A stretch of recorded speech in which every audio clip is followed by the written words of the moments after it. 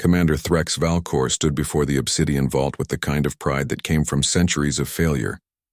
His scale shimmered under the dim lighting of the observation deck, reflecting hues of deep purple and gold that marked his rank among the Zenthari collective. Behind him, a delegation of species from across the galaxy watched with varying degrees of skepticism and curiosity. "Behold," Threx announced, his voice carrying the weight of history, "the Vault of the Precursors. For 12,000 cycles, this artifact has remained sealed. 47 civilizations have attempted to breach it. Scholars, warriors, and technomancers alike have failed." Evan Hale scratched his stubbled chin and squinted at the massive structure. The human engineer had been invited to this gathering almost as an afterthought.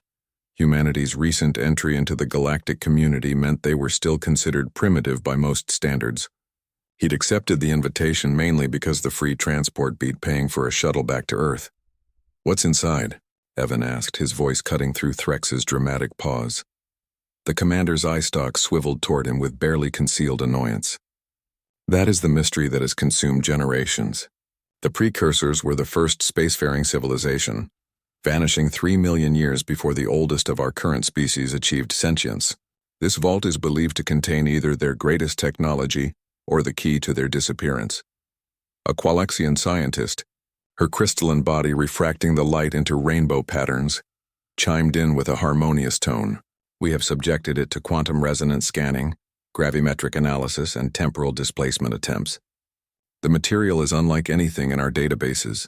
It exists partially outside conventional spacetime."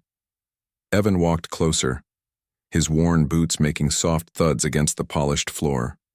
The other delegates stepped back instinctively, though whether from respect or concern for the reckless human, none could say.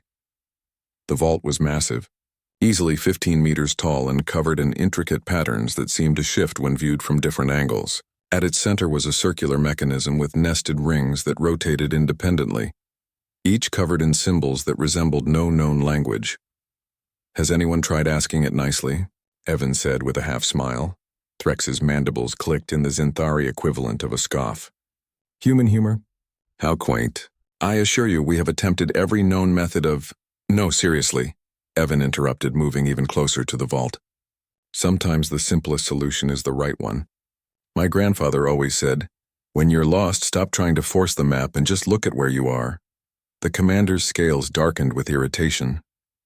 "This is not some primitive mechanical puzzle. This is technology that predates your species by epochs. The combined intellect of the galaxy's finest minds has—" Evan reached out and pushed against the vault's surface. A collective gasp rippled through the chamber. Several delegates activated personal shields, expecting an explosion or defense mechanism. Threx lunged forward, his talons extended, ready to pull the foolish human away before he triggered some ancient trap. But instead of resistance, the vault's surface yielded like liquid mercury. Evan's hand pressed through the seemingly solid material without effort, and the nested rings began to rotate. Not violently or mechanically, but smoothly, almost organically, as if the vault itself was breathing for the first time in millennia. The symbols along the rings began to glow with a soft blue light that pulsed in rhythm with something. Was it matching Evan's heartbeat? The patterns shifted and rearranged themselves, no longer alien and incomprehensible, but flowing into configurations that seemed to welcome rather than exclude. "What?" Threx's voice failed him, a rare occurrence for the decorated commander. "What did you do?" Evan shrugged, his hand still against the vault's surface. "I just pushed. No force, no expectation, just contact." The Qualexian scientist's crystalline structure vibrated with excitement. "Impossible! The quantum signature should have rejected organic matter. The temporal displacement alone should have—" Her words died as the vault's central mechanism completed its rotation. There was no grand explosion, no dramatic rush of ancient air or blinding light. Instead, the massive door simply opened. Like a flower blooming in time-lapse, the obsidian panels folded back into themselves, revealing an interior that glowed with soft, inviting warmth. Inside was not the expected treasure trove of weapons or technology. Instead, there stood a simple pedestal, and upon it rested what appeared to be a sphere of pure light, no larger than a human fist. Surrounding it were holographic projections that began to materialize, images of countless species, some familiar to the gathered delegates, others utterly unknown. The precursors were not warriors or conquerors, a voice emanated from the sphere, speaking simultaneously in every language represented in the room. We were guardians. We seeded the galaxy with the potential for life and left this vault as a test, not of strength, intelligence, or technology, but of something far more fundamental. Threx stepped forward, his pride wounded but his curiosity overwhelming. What test? What did the human do that we could not? The sphere pulsed. He approached without assumption, without the burden of expectation or the weight of collective failure.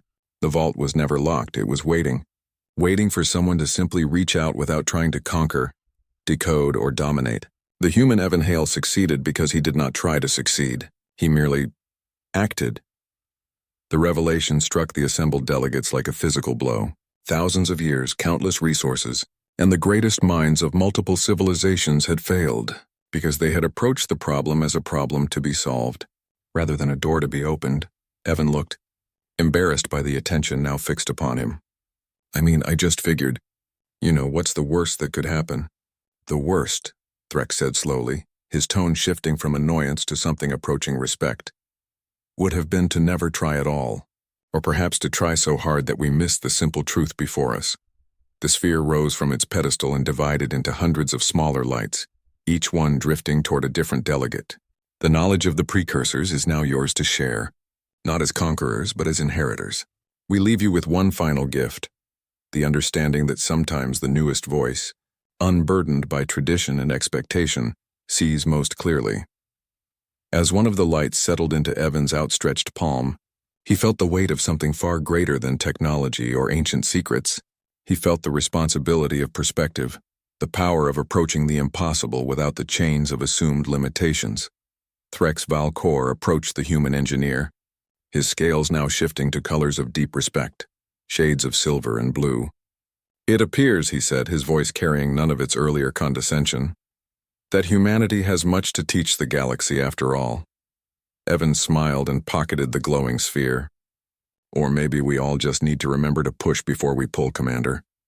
The vault began to close, its purpose fulfilled after 12,000 cycles of waiting. But the lesson it had taught would echo far longer than its contents ever could. Sometimes the greatest mysteries are solved not by the most advanced minds, but by those still curious enough to simply reach out and see what happens.